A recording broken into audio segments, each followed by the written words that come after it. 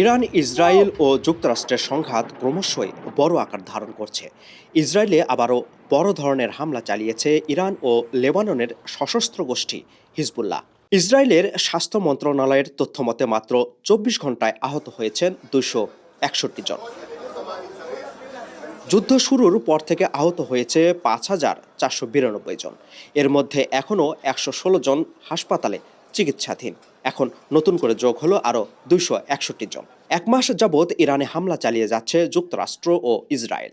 জবাবে ইসরায়েলে ও মধ্যপ্রাচ্যের বিভিন্ন মার্কিন ঘাঁটি লক্ষ্য করে পাল্টা হামলা চালিয়ে যাচ্ছে ইরান।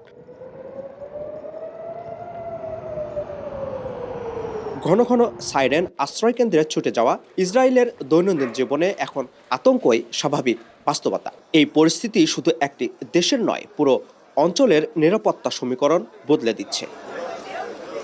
যুক্তরাষ্ট্রের পরিকল্পনা অনুযায়ী এই যুদ্ধ ৪ থেকে ৬ সপ্তাহের মধ্যে শেষ হওয়ার কথা, কিন্তু সেই লক্ষণ দেখা না দেওয়ায় যুক্তরাষ্ট্রের প্রেসিডেন্ট ডোনাল্ড ট্রাম্পের ওপর চাপ বাড়ছে। মিত্র দেশগুলো মনে করছে ইরান আগের চেয়ে আরও বিপজ্জনক হয়ে উঠছে। এদিকে মার্কিন গোয়েন্দার তথ্যমতে ইরানের মাত্র ১/৩ ক্ষেপণাস্ত্র ধ্বংস হয়েছে। যুক্তরাষ্ট্র এখন পর্যন্ত ১০,০০০-এর বেশি সামরিক লক্ষ্যবস্তুতে হামলা ও ইরানের ৯২ নৌযান ডুবিয়ে দেওয়ার দাবি করেছে। তবে বিশেষজ্ঞরা সতর্ক করছেন, ইরান তাদের সব শক্তি এখনও ব্যবহার করেনি।